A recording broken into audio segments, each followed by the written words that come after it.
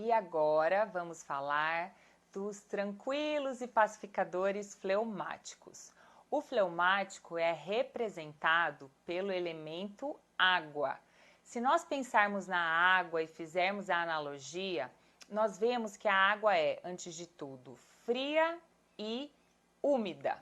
Então, essas características são as do fleumático.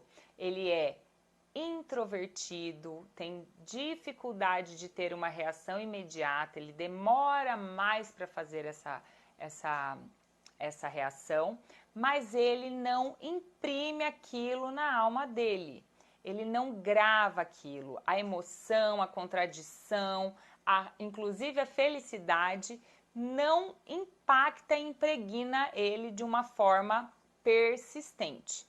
Isso faz com que os fleumáticos muitas vezes sejam tidos como frios, como pessoas the frozen, assim, são pessoas que parece que não têm emoções. Por quê? Primeiramente, eles não demonstram imediatamente. E quando é o momento de demonstrar, aquilo muitas vezes já passou.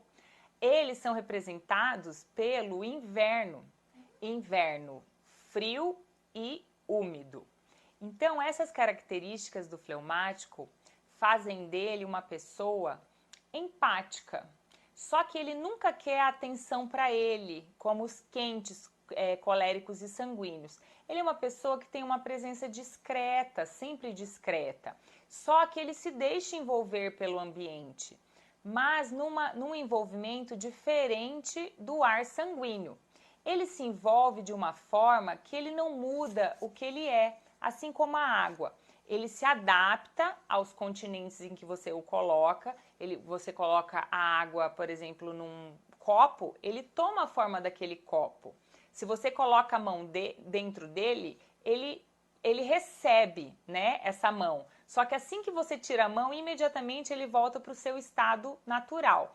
Então, ele não se deixa influenciar muito por tudo que é externo. Ele capta o externo, analisa, ele capta a essência. Por exemplo, se você joga uma gota de limão ou um limão, espreme um limão na água, ele não muda a forma dele, mas ele capta a essência do limão, ele pode ficar com o gosto do limão, só que ele não muda o que ele é. Então essa característica de ser impactado dessa forma pelo ambiente faz com que o fleumático seja uma pessoa extremamente analítica, observadora e que tem um raciocínio lógico. Então, quando o fleumático ele analisa uma situação, a gente consegue entender que ele, por mais que ele esteja introjetando aquilo, ele está captando a essência, como se olhando de fora. É diferente, por exemplo, do melancólico, que é introspectivo, introjeta esse sentimento, mas em relação a ele próprio. O fleumático não, ele faz uma análise ampla da situação. Então, eles são ótimos conselheiros, pessoas ótimas para você se aconselhar, porque ele vai fazer essa avaliação do todo. Só que não espere que ele dê o conselho para você sem você pedir, porque ele não fará isso, tá bom? Ele precisa ser estimulado para ele falar. Então, essa capacidade, essa frieza que faz dele querer ficar no mesmo lugar e continuar com a sua própria forma, pode fazer com que ele pareça preguiçoso, pareça uma pessoa que não quer sair do local onde ele está. Mas, de fato, não é que eles são preguiçosos, mas eles precisam de um estímulo maior para agir. Não é qualquer estímulo que faz um fleumático agir. Então, eles têm uma tendência a buscar o conforto. Então, por exemplo, eles não gostam de se colocar em brigas, tá? Eles, por exemplo, eles preferem concordar, ser cordatas, cordiais, do que entrar em conflito com alguém. Eles, então, geralmente, são pessoas muito pacíficas de se ter por perto. E eles também não são muito de revidar. Então, isso também pode ser perigoso, porque, por exemplo, uma personalidade mais quente, como um colérico e um sanguíneo, que vão falando as coisas para eles, e eles não vão revidando. E aí a pessoa vai falando, pode inclusive ofendê-lo, só que aquilo ele não vai reagir. Só que ele também vai criando um rancor ali dentro, aquilo em algum nível vai introjetando. Talvez ele não fique assim amargurado como um melancólico, mas ele vai criar um rancor. E esse poder de observação dele faz com que ele seja também muito irônico quando ele quer, porque ele tem uma agudeza de perceber a nuance da pessoa e ele pode dar respostas irônicas, ele pode se fechar de tal forma, eu sempre digo que ele entra na caixa do nada, que aí depois, quando a pessoa vai conversar, vai brigar, ele parece que não está nem escutando, ele forma uma barreira de gelo em volta dele próprio. E por ele ser assim, ter esse senso de humor, ele também é uma pessoa que melhor imita as outras pessoas. Ele é muito observador e pega muito jeito. Então aquela pessoa que imita todo mundo, imita o jeito, geralmente essa pessoa é uma pessoa fleumática. Além disso, como eles também não se afetam de forma rápida a tudo que está no meio externo, eles são extremamente frios, no sentido de aguentarem pressão. Por exemplo, uma situação em que todo mundo se desespera, todo mundo entra em parafuso, numa tragédia ou num problema no trabalho, eles são aqueles que eles pouco se afetam a tudo que aconteceu e conseguem tomar atitude. Então, são as pessoas que mais lidam bem com a pressão. Ele pode trabalhar com um sanguíneo que se exalta, que é meio desgovernado nas atitudes, ou trabalhar com colérico, que se encoleriza, que tem raiva, que bate na parede, e ele simplesmente vai continuar, assim como um curso de um rio, fazendo o trabalho dele. Então, não é que o fleumático seja preguiçoso, mas primeiro, ele precisa de um estímulo maior para sair para o movimento. E geralmente é algo interno, não adianta uma pessoa ficar falando de fora. Ele tem que se convencer lá dentro dele a motivação, ele tem que entender qual é a motivação que está fazendo ele se movimentar. E quando ele entende isso, eu digo que ele é imparável. Assim como o curso de um rio, ele vai, persevera, continua. Sabe aquele trabalho de formiguinha nos bastidores, sem aparecer, mas que não para, que é lento e contínuo? Esse é o fleumático. Assim sendo, os fleumáticos precisam sempre ter projetos, algo que os mova de uma forma apaixonada à ação. Às vezes, o que vai fazer isso é alguém que esteja por perto que tenha essa vibração, que tenha esse direcionamento. Então, às vezes, uma pessoa, um marido ou uma esposa colérico vai dar essa ação.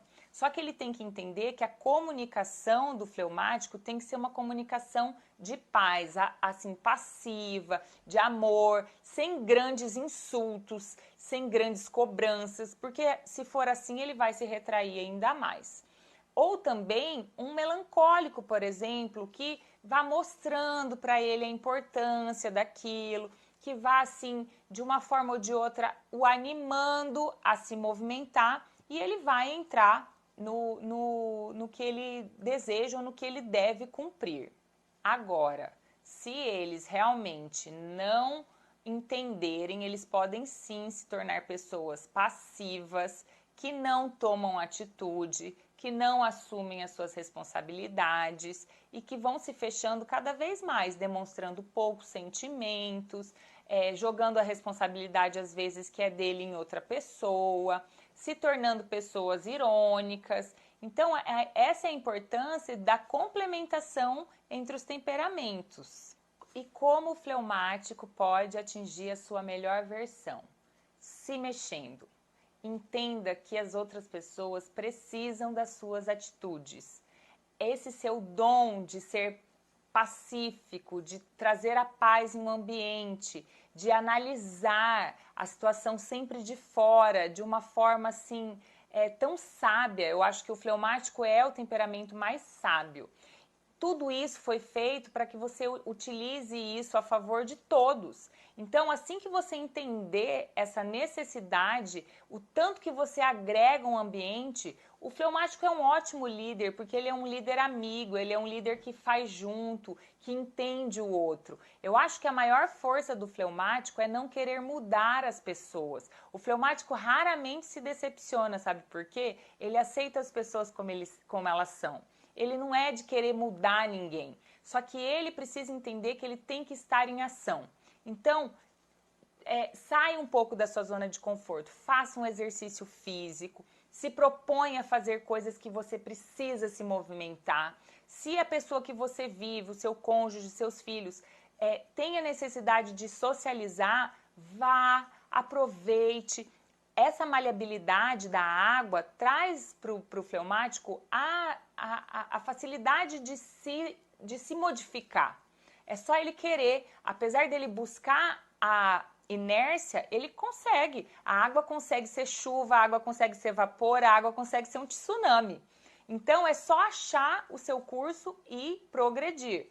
O fleumático ele se beneficia muito de trabalhos manuais, porque ele é uma forma dele entrar em movimento de uma forma leve, lenta. Então isso, para crianças fleumáticas, é de extrema importância.